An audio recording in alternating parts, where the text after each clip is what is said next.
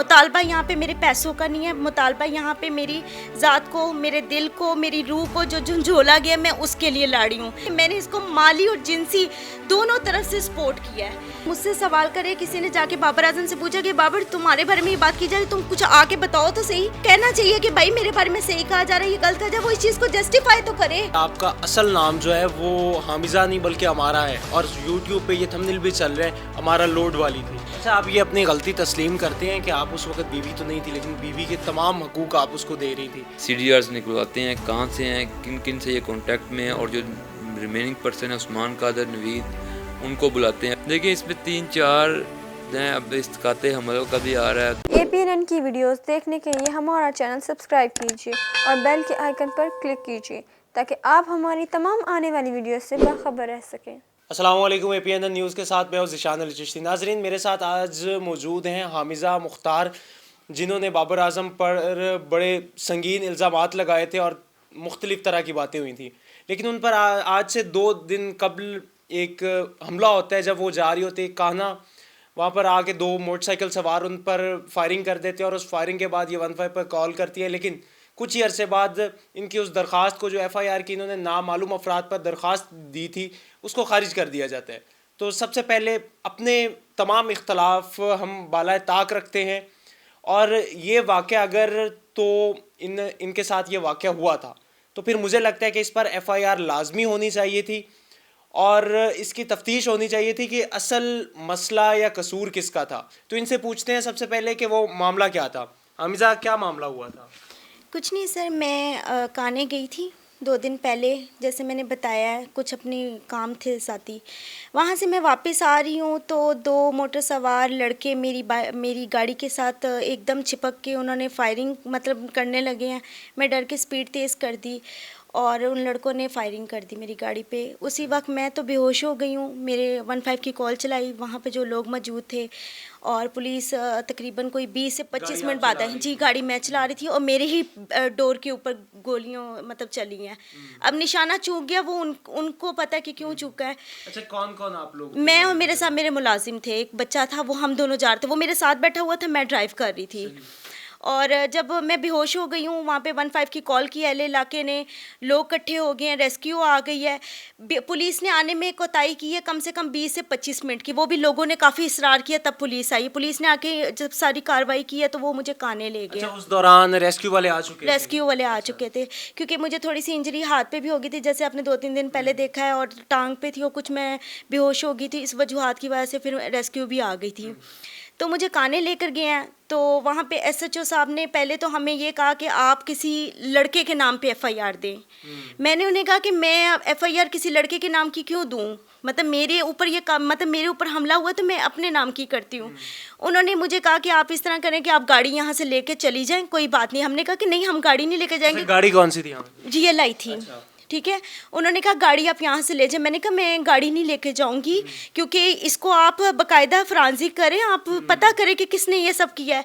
उन्होंने ना मुझसे सवाल किया कि आपको किसने मारा, कैसे मारा, कोई इन्वेस्टिगेशन नहीं की, उन्होंने बात भी नहीं सुनी। जिस दिन से ये मसला चल रहा है, मुझे किसी भी पुलिस की तरफ से कोई भी इंसाफ या कोई मुझसे इन्वेस्टिगेशन, अगर मैं सच बोल रही हूँ, झूठ बोल रही हूँ, कोई मुझसे सवाल तो करे। अच्छा, CCPO साहब ने कोई आपके साथ बात की हो, कोई उन्होंने एक्शन लिया हो इस पे? सर, जिस दिन ये प्रेस कॉन्फ्रेंस हुई थी, सेम नाइट मुझे CCPO साहब ने अगले दिन अपने ऑफिस बुला लिया था। मैं उनसे जाके खुद मिली हूँ।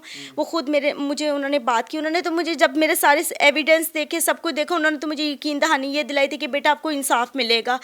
और लेकिन ये भी उन्होंने कहा था कि जो हमारे प्राइम मिनिस्टर, वो खुद एक क्रिकेटर हैं, तो बेटा अभी आप खामोशी ही बरत लें। अच्छा, ये बात की थी? सही। उन्होंने भी यही बात की थी। अच्छा, आपने एक दरख्वास्त दी थी कि हिरासा करें बाबर आजम और उसकी फैमिली, तो उसके कोई सबूत वगैरह हैं, और ये क्या वाक़या है इसके पीछे? देखिए सर, वो तो हरासा जो कर रहे थे उसके तो सारे सबूत मेरे मोबाइल में मौजूद है। मुझे थ्रेट कर रहे हैं प्रॉपर्ली, बार बार आ रहे हैं कि जी आप ये केस उठा लें, अगर आप केस नहीं उठाएंगे आपको जान से मार देंगे, आपके साथ ये हो जाएगा, वो हो जाएगा। और मुझे काफ़ी दिन से लग रहा था ये कातिलाना हमले से 4 दिन पहले ही मुझे थ्रेट आना शुरू हो गए थे। कॉल्स आ रही थी, थ्रेट आ रहे थे। कल रात तक मुझे कॉल्स धमकियों की आती रही हैं, और इसकी मैंने बाकायदा FIA में भी कंप्लेन कर दी है कि वो पता करें कि ये लोग कौन है। अच्छा, ये जो आप सबूत जिनका तज़किरा करें, ये आप हमें देंगी मैसेजेस वगैरह के स्क्रीनशॉट? जी, मैं आपको दे सकती हूँ। मैं ऑलरेडी मैंने जो हमारे नसीराबाद पुलिस स्टेशन है, मैंने उनको भी दिए थे, लेकिन उन्होंने भी कोई इन्वेस्टिगेशन नहीं की। इस पे कोई किसी तरह की कोई इन्वेस्टिगेशन नहीं हुई? investigation अच्छा, एक दो चीज़ें और जो सोशल मीडिया पे आजकल चल रही है, एक बड़ी बात चल रही है कि 1 करोड़ रुपए आपने लिया था नसीराबाद में, वो क्या स्टोरी चल रही है? सर देखें, पहले तो आज से 5 दिन पहले जिस दिन प्रेस कॉन्फ्रेंस हुई थी, तब तक तो बाबर आजम के तरफ से सब यही कहा जा रहा था यहाँ पे कोई हामिज़ा है ही नहीं, कोई हामिज़ा को हम जानते नहीं। एकदम जब हामिज़ा ने एक सुलहनामा बाहर निकाला तो उन्होंने कोई बयान तो तैयार करना था। मैंने तो ऑलरेडी अपनी प्रेस कॉन्फ्रेंस में बताया था कि जी मुझे ब्लैकमेल मेरी वीडियो पे किया जा रहा है, और वो वीडियो इन्होंने मेरी ज़बरदस्ती बनाई थी कि मुझे मीडिया कह रहा है कि जी मैं बाबर आजम को थ्रेट करूँ। अच्छा, कोई हिसाब किताब लगाएं तो आपने जो इल्ज़ामात लगाए हुए हैं बाबर आजम पे, तो कितने को पैसे आपने बाबर आजम से लेने होंगे? सर मैंने बाबर आजम से कोई पैसे नहीं लेने। अच्छा। मुतालबा यहाँ पे मेरे पैसों का नहीं है, मुतालबा यहाँ पे मेरी ज़ात को, मेरे दिल को, मेरी रूह को जो झंझोला गया, मैं उसके लिए लाड़ी हूँ। ठीक है, मेरी ज़ात, मेरी इज़्ज़त का अब तमाशा भी एक बना लिया, और यहाँ पे पैसों का तो मुतालबा नहीं है। मैंने सिर्फ एक बात की थी कि मैंने इसको माली और जिनसी दोनों तरफ से सपोर्ट किया है।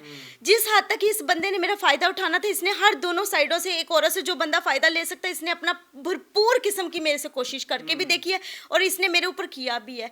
मैं तो पैसों की कोई बात ही नहीं कर रही। अच्छा हामिज़ा, जो एक तस्वीर सोशल मीडिया पे आपकी और बाबर आजम की चल रही, जिसमें बाबर आजम सेल्फी ले रहे हैं, उसके बारे में सोशल मीडिया पे और हर तरह से ये कहा जा रहा है कि वो क्रॉप की हुई है किसी और फोटो से, और फोटोशॉप की एडिटेड फोटो है।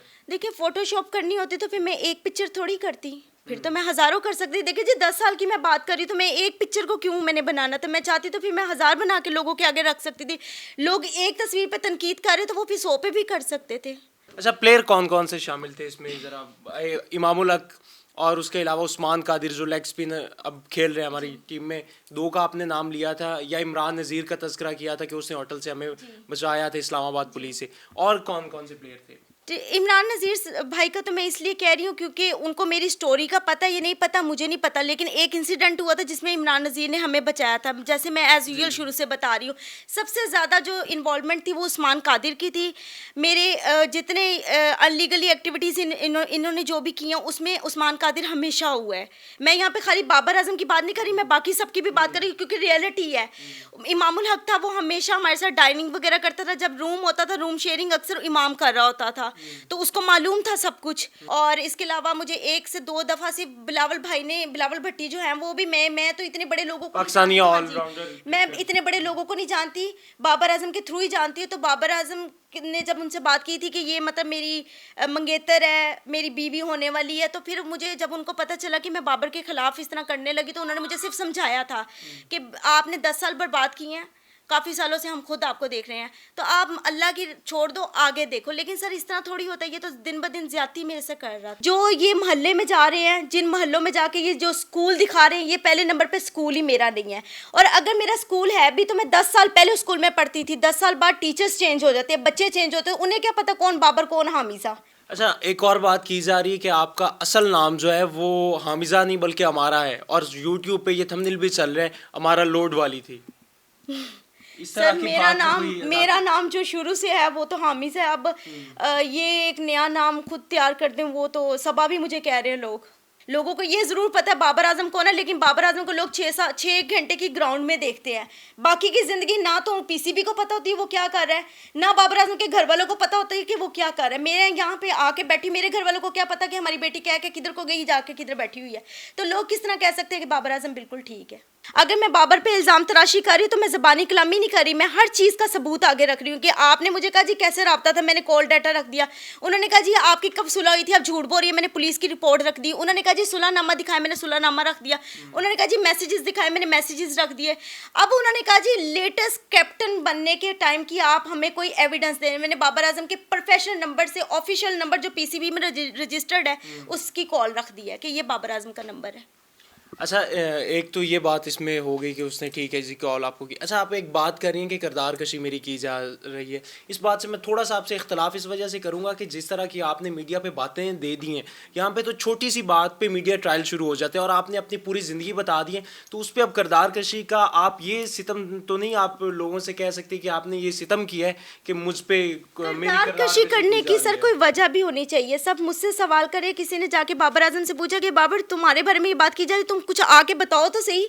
देखिए इतनी उम्मीद हमारे पाकिस्तान को उससे है, तो मेरे ख्याल में वो पूरे पाकिस्तान को जवाब देने होने का हक पूरा कायल है। तो उसको कहना चाहिए कि भाई मेरे बारे में सही कहा जा रहा है, ये गलत कहा जा रहा है, वो इस चीज़ को जस्टिफाई तो करे।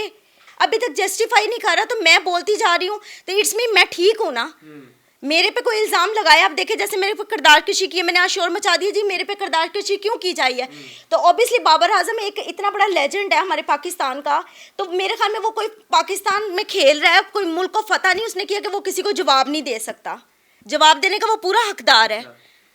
अच्छा, एक और बात, मोहम्मद आमिर, मोहम्मद आसिफ या सलमान बट जिस तरह से निकले थे, या शुएब मलिक पे इंडिया की तरफ से एक खातून ने इल्ज़ाम लगाया था इसने मुझसे निकाह किया हुआ है, शुएब मलिक पे हो, शुएब अख्तर पे हो गया, शाहिद अफरीदी पे हो गया, तो ये कह रहे हैं कि बाबर आजम के साथ भी ये एक स्टंट किया जा रहा है, मीडिया पॉपुलैरिटी लेने के लिए आप ये काम कर रही हैं, और या तो आपके पीछे कोई किसी इंडियन एजेंसी का हाथ है या कोई और माजरा है पीछे। मेरी इन्वेस्टिगेशन करें, मेरी इन्वेस्टिगेशन करें कि जी मेरे पीछे कौन सा रॉ, कौन सा इंडिया, कौन पीछे मेरे खड़ा हुआ है, मेरी इन्वेस्टिगेशन करें। इन्वेस्टिगेशन मेरी उस दिन से हो चुकी हुई है, इसीलिए तो अब उनके पास कोई और जवाब नहीं मेरी ज़ात के ऊपर सवाल उठाने के लिए हो रहा, तो वो मुझे चुप करवाने के लिए लगे। जहाँ तक रही शुएब भाई की बात, जितने प्लेयर्स का नाम लिया, वो जब प्लेयर बने थे तब उस पर इल्ज़ाम आना शुरू हुए थे। मैं तो बाबर आजम को तब जानती थी जब बाबर आजम को कोई जानता तक नहीं था। यहाँ पे वैलिड बात मेरी ये है कि मैं तो बाबर आजम को तब से जानती जब बाबर आजम को जानता तक नहीं था। तो इसमें मेरे ख्याल में ये बात तो इंतहाई गलत है कि मैं शोहरत के लिए आई हूँ। This is not my publicity, ये मेरी इंसल्ट हो रही है। मैं रोज़ लोगों को जवाब दे रही हूँ, मेरी इंसल्ट है ये। पता नहीं कौन लोग इसको शोहरत कहते होंगे, मेरे लिए ये शोहरत नहीं है। अच्छा, बाबर आजम जब क्रिकेटर बने थे, मशहूर होना स्टार्ट हुए थे अंडर 19 वर्ल्ड कप के से लेके आगे तक का, तो उस दौरान भी उनकी कुछ हरकत इस तरह की ख़राब हो गई थी कि वो आपसे डी ट्रैक होके किसी और खातून के पीछे चले गए हों या उनके साथ रिलेशन आ गए हों। नहीं सर, डी ट्रैक वुमेंस के लिए तो नहीं थे, मैं गलत बयानी नहीं करूँगी, बस उनका बिहेवियर चेंज हो रहा था। मतलब एक अना बंदे के अंदर आ जाती है कि मैं एक स्टार हूँ, स्टार वाली अना उनके अंदर आने लग गई थी। लेकिन 2017 में भी हमारी फ़ाइट इसी बात पर हुई थी, क्योंकि वो शादी के पे मुझे झांसाबाजी में रख रहे थे। एक हद होती है बर्दाश्त की भी, मेरी हद ख़त्म हो गई थी, क्योंकि मैंने हर तरह के हकूक़ पूरे किए थे। हर एक बीवी का जो जायज़ हकूक़ होता है मैंने वो पूरा किया था। तो इतना कुछ होने के बाद मेरा भी राइट था कि मैं उससे पूछ सकूं कि भाई तुम मुझसे शादी नहीं अब करे, क्या मैं करूं, अब किधर मैं जाऊं। अच्छा, आप ये अपनी गलती तस्लीम करते हैं कि आप उस वक्त बीवी तो नहीं थी, लेकिन बीवी के तमाम हकूक़ आप उसको दे रही थी, ये गलती आप? सर ये मेरी गलती नहीं है। मैं आज आप कहेंगे जी मैं इसको गलती नहीं कह सकती। मैंने तो नहीं बाबर आजम को छोड़ा, मैंने तो बाबर आजम को कहीं भी जलील नहीं किया। बात मैं आपकी समझ रही हूँ, आप जो कह रही हैं कि जी नाजायज़ रिश्ता था, लेकिन घर से तो मैं जायज़ ही सोच के चली थी। अब उस बेबसी को, उन हालात को आप जिस मर्जी फॉर्म में कन्वर्ट कर लें, वो आपकी अपनी एक मर्जी है। मैं तो बाबर आजम के साथ एज अ बीवी बन के निकली थी। मुझे तो वो यही कह के लेकर घर से गया था कि चलो जी हम चलते, 2 दिन बाद हम शादी कर लेंगे।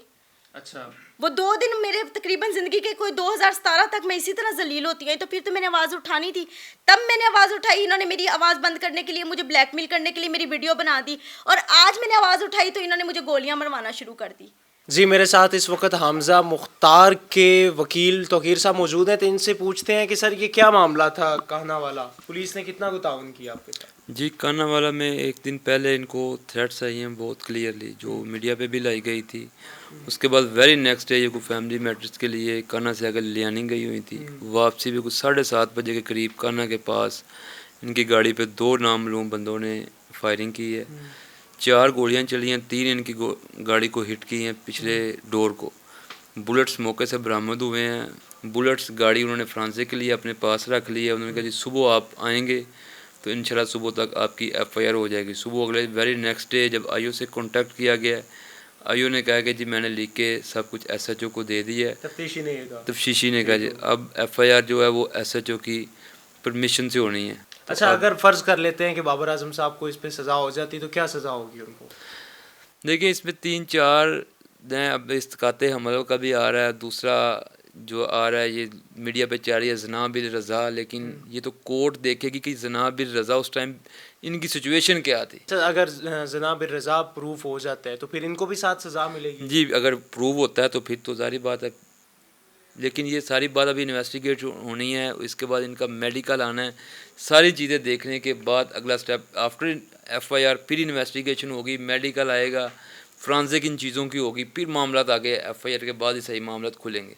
सैलेन जी, ये थे हामिज़ा मुख्तार के वकील। तो ये भी वही बात कर रहे थे जो हामिज़ा ने बात की, और दोनों की बात से मैं एग्री करता हूँ कि जो भी मामला है एटलीस्ट उसकी तफ्तीश होनी चाहिए, इंटेरोगेशन उसकी होनी चाहिए, ताकि इन्वेस्टिगेशन के बाद हमें पता चल सके कि सच्चा कौन है और झूठा कौन है, कौन इल्ज़ामात लगा रहा था और किसने वाकई ही जुर्म किया है, या कोई इसमें सच्चा है कौन है और कौन बेगुनाह है। इसी के साथ ज़िशान चिश्ती को इजाज़त दीजिए। अल्लाह ने के बाद।